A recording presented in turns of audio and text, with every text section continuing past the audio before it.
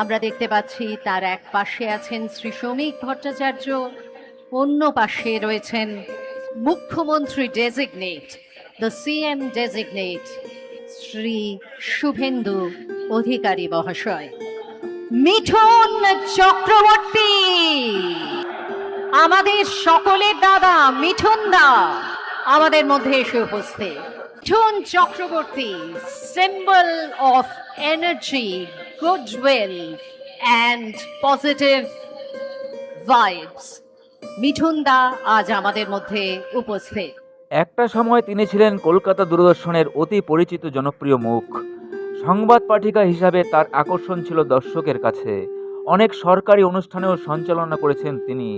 আর ইনি হলেন একদা কলকাতা দূরদর্শনের সংবাদ পাঠিকা মধুমন্তী মৈত্র, যিনি নতুন মুখ্যমন্ত্রীর শপথ গ্রহণ অনুষ্ঠানে একেবারে সঞ্চালিকার ভূমিকায় অবতীর্ণ হয়েছিলেন গত 9ই মে। আপনাদের একটুখানি জানাতে ইচ্ছে করছে যে আজকে আপনারা দেখছেন যে মানুষের ঢল নেমেছে, মানুষের মেলা বসেছে।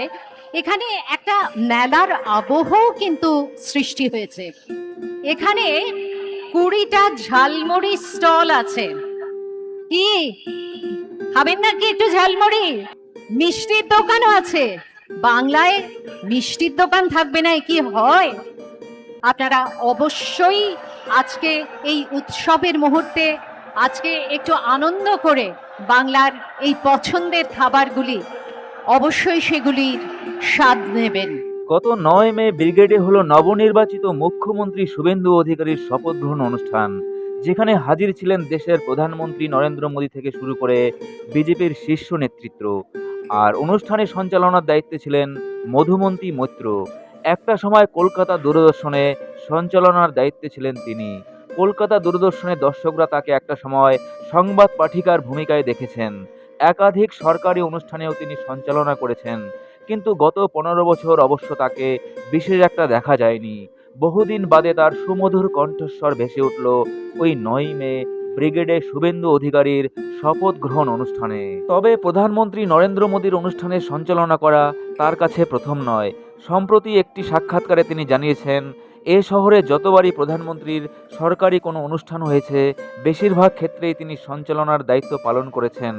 তবে মুখ্যমন্ত্রী শুভেন্দু অধিকারীর শপথ গ্রহণ অনুষ্ঠানের জন্য আগে থেকে কোনো প্রস্তুতি ছিল না তার। প্রধানমন্ত্রীর দপ্তর থেকে তেমন কোনো সূচিও তাকে দেওয়া হয়নি। তিনি আরও বলেন, যা বলেছি সেটা ছিল তাৎক্ষণিক, পূর্ব প্রস্তুতি ছিল না, ভীষণ তাড়াহুড়োয় গোটা অনুষ্ঠানটা হয়েছে। তিনি বলেন, আসলে অনুষ্ঠানে প্রধানমন্ত্রী কখন আসবেন, কখন মঞ্চে উঠবেন সেই সূচিও তিনি জানতেন না। তিনি বলেন, যদিও আমার মনে হয় যে কোনো সংযোজিকাই এই ধরনের পরিস্থিতির জন্য প্রস্তুত থাকেন, তবে এই ধরনের সরকারি অনুষ্ঠানে একটা নির্দিষ্ট কর্মসূচি থাকলে ভালো হয়। এখানে অবশ্য সময়ের অভাবে করা সম্ভব হয়নি। তাছাড়া সেদিন নিরাপত্তার কড়াকড়ি ছিল। তবে যাই হোক, তার সঞ্চালনা নিয়ে ইতিমধ্যেই কিন্তু সমাজ মাধ্যমে অনেকেই প্রশংসা করেছেন। তিনি বলেছেন, এটা বলতেই হবে যে ভালোবাসা আমি পাচ্ছি তাতে আমি কৃতজ্ঞ। তবে খানিকটা আক্ষেপের সঙ্গেই তিনি জানান, কলকাতা চলচ্চিত্র উৎসবের জন্মলগ্ন থেকে 2010 সাল পর্যন্ত টানা তিনি সঞ্চালনার কাজ করেছেন, কিন্তু 2011 সাল থেকে ছন্দপতন হয়। 2010 সালের পর কলকাতা আন্তর্জাতিক চলচ্চিত্র উৎসব যখন ফিল্ম ফেস্টিভ্যালের বদলে উৎসবের রূপ নিল, তখন থেকে আমাকে সরিয়ে দিল। পরিবর্তে সঞ্চালনার দায়িত্বে আসলেন জুন মালিয়া। আর এবার কেন্দ্রীয় তথ্য সম্প্রচার মন্ত্রক আমার উপর ভরসা রাখলেন। আর সত্যি বলতে কি, বহুদিন পর মধুমন্তীদের গলাটা আবার শুনলাম। আমার মনে পড়ে ছোটবেলায় যখন দূরদর্শনে তিনি সংবাদ পরিবেশন করতেন, মনে হতো কবিতা পড়ছেন। আমাদের অল্প বয়সের ভালো লাগা। এতদিন পরে শপথ গ্রহণ অনুষ্ঠানে দিদির সেই সুললিত কণ্ঠ, সেই সুস্পষ্ট উচ্চারণ, এতদিনেও একটুও পরিবর্তন নেই। আর এটা ছিল এক পরম পাওয়া। ভালো থাকুন দিদি, নমস্কার। কি খাবেন নাকি একটু ঝালমুড়ি? মিষ্টির দোকানও আছে।